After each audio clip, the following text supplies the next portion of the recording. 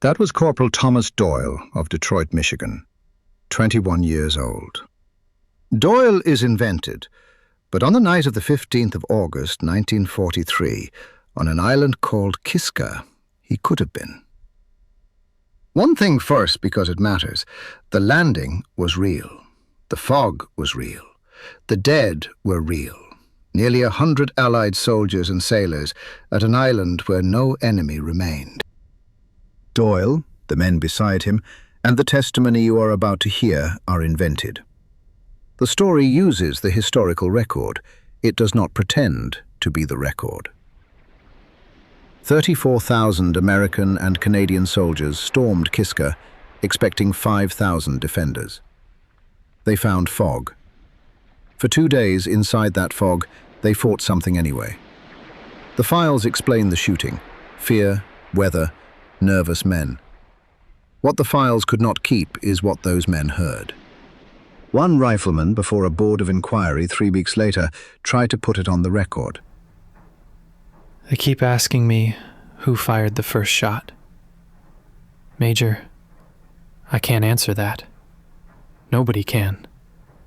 That shot came out of the fog, and it stays in the fog.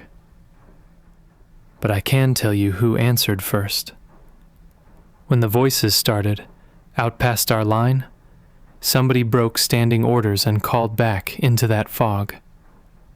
That was me.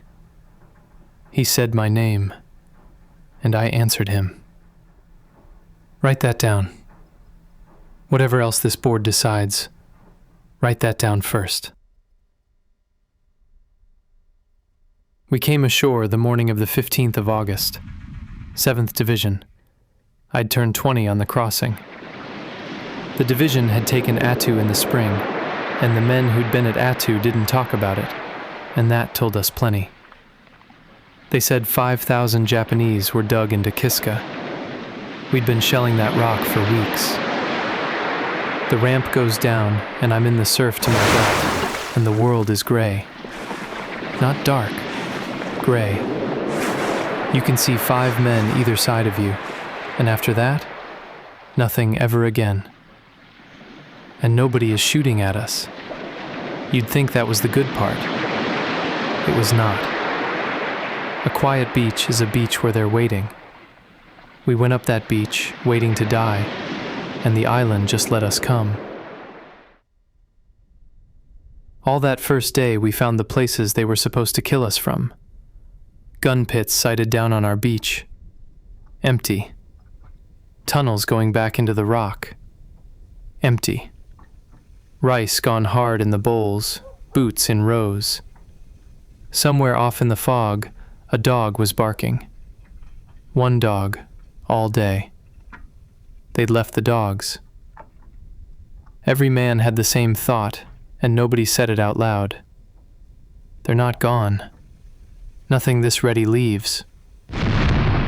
Mid-afternoon, a charge went up off on our left. Tripwire, they said later. That was the first dead man I heard of on Kiska, and there wasn't a Japanese soldier left on that island to kill him. Come evening, they dug our company in along a ridge above the second beach. Sergeant Vance came down the holes with the password. Challenge was lucky. Answer was strike. Rule past dark is this: nobody moves out of his hole. Nobody fires at sound. And nobody answers a voice. You answer, you've told everything in that fog where we are. I don't care whose voice it is. If my mother's out in that fog, Sarge, she's earned an answer. That was Tommy. Bunked over me at Fort Ord. Could make a burial detail laugh. That evening, 2nd Platoon went off around the shoulder of the ridge to tie in with the next company over. After that, everything I know of Tommy Doyle is what I heard. It starts maybe an hour into full dark. One voice, a long way off down the slope, giving the challenge. Small, in all that fog. Like a match struck in a cellar. Lucky! Strike! And the answer comes back. Right word, wrong place. The challenge went out east of us. The answer came from below, toward the beach. I heard both. My whole heard both. Then it's quiet a while, and then it starts again. Same two words, and they've moved, closer together, closer to us. The island was talking to itself, in English, in our own passwords, and every time it talked, it was closer. Vance went down the holes on his belly. Not one man fires, not one man calls. He was right the whole night, Major. Write that down too. And then, off my right shoulder, quiet, like a man leaning in through a doorway. My name. Gene? That you? Tommy Doyle slept 3 feet over my head for a year and a half. I'd have known him breathing. And 2nd Platoon was out there somewhere, hours quiet, and that was Tommy's voice, on the wrong side of the ridge, alone. You've been 20, Major. You tell me what you'd have done. Doyle! Tommy! Over here! And the fog said it back. Not an echo. An echo rides on top of you. It doesn't wait its turn. This came back seconds gone, from off left, downhill, where no man of ours had any business being. My words. My voice, Major. Doyle! Over here! I don't know what it was. Some scared kid down the slope passing my call along. The fog doing something fog does. All I can tell this board is what it did next. It moved. Downhill into the dark, calling Tommy toward it. And Tommy went. After that, it all comes at once. Grass moving below us. Moving grass has a sound, a wet dragging. Lucky! You never forget it. Strike! The challenge goes out. Lucky! Strike! And it comes back. Strike! Right answer. Right away. And from a 2nd place, further left. Also right. 2 answers, Major. Yes, I'll Both be correct. lucky. Both moving. Hold. Hold. Nobody fires. They're ours, or they're nothing. 1 shot. Off right. An M1. 1 round. Nobody can say whose. Then 1 second, Major. 1 whole second where the island got to decide. I'd swear the fog held its breath. Muzzle flash in fog doesn't give you a man. It gives you a direction. We fired at directions. The directions fired back. Every shot gave the man across from you a flash to shoot at. It fed on itself. It had been wanting to happen since the ramp went down. The BAR opens up, and somebody screams, "Down!" and the grenade goes.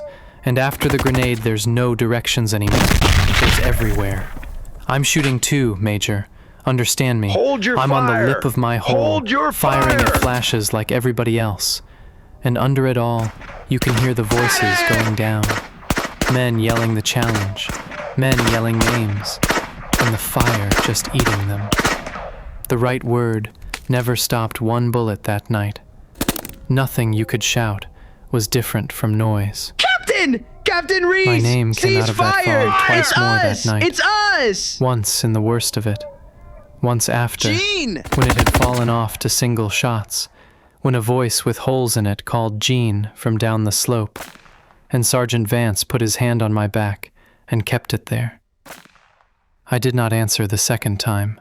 Gene? First I answered when no man should have. Then I didn't when... Then I didn't. The fog never lifted. It thinned, a yard at a time, like something deciding how much you deserve to see. And the slope came up gray, and then the grass, and then the shapes in the grass. Ponchos. Our ponchos. Tommy was 40 yards from my hole. He'd come better than a mile in the dark, through all of that, on nothing but my voice. The last 40 yards, nobody was answering anymore. Vance sat with me while they brought them up. He said, "Son, you didn't fire the first shot, and you didn't fire the last one. You answered a voice." Then he went back down the line and counted his men. I counted the strikes in the rocks around my own hole. 19. The island never fired one of them. There was no enemy on Kiska. There was us, calling, and us, answering, and us, closing the distance. On the 17th of August, patrols walked into the main Japanese camp and found it, as every gun pit had been found, empty. The garrison, more than 5,000 men, had been taken off by cruiser and destroyer under the same fog 18 days before the landing. The maps had been showing the breathing of a dead man. The island was not finished. On the 18th, before dawn, the destroyer Abner Reed struck a mine off Kiska, and some 70 of her sailors died. One day after the patrols had proved there was no enemy left to fight. When Operation Cottage was over, the count stood near 100 dead. Not one of them fell to enemy fire. The board would like it to have been the fog. And the fog doesn't know my name, sir.